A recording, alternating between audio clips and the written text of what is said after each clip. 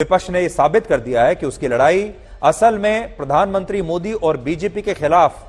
जो है वो थी, और वो चाहते तो इसे वहीं तक वो सीमित रख सकते थे, लेकिन प्रधानमंत्री का विरोध करते करते, उनका विरोध करने के चक्कर में विपक्ष के ये बड़े बड़े नेता अब भगवान राम का ही विरोध करने लगे हैं, और उसकी शायद ये सबसे बड़ी गलती होगी। अब देखिए, जो चुनाव का नतीजा आएगा,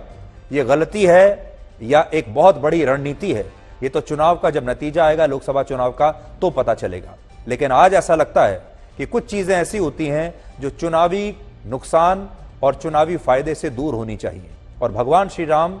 एक ऐसे आस्था का विषय है जिसे असल में आप वोटों से नहीं तोल सकते। और यह वही गलती है जो एक जमाने में लालू यादव और मुलायम सिंह यादव जैसे नेताओं ने भी की थी। आपको याद होगा 1990 के दशक में जब कार सेवक राम मंदिर के लिए संघर्ष कर रहे थे और बीजेपी राम मंदिर के लिए रथ यात्रा निकाल रही थी, तब मुलायम सिंह यादव और लालू यादव जैसे नेता बीजेपी से लड़ते लड़ते भगवान राम से ही लड़ने लगे थे, और मुलायम सिंह यादव ने कार सेवकों पर तब गोलियां चलवा दी थी। और आज भी विपक्ष फिर से वही गलती दोहरा रहा है। आज पूरा देश ये देख रहा है कि प्रधानमंत्री मोदी तो राम मंदिर के लिए व्रत अनुष्ठान कर रहे हैं, लेकिन विपक्ष राम मंदिर के उद्घाटन का विरोध करके भगवान राम का एक प्रकार से अपमान कर रहा है। इसके अलावा आज पूरे देश में इस बात की भी चर्चा है कि जब पंडित जवाहरलाल नेहरू ने वर्ष 1949 में बाबरी मस्जिद में भगवान श्री राम की प्रतिमा मिलने पर कुछ नहीं किया और इससे सांप्रदायिक तनाव फैलने की आशंका जताई, और फिर बाद में सोमनाथ मंदिर के प्राण प्रतिष्ठा कार्यक्रम का भी उन्होंने विरोध करते हुए इसके निमंत्रण को अस्वीकार कर दिया था,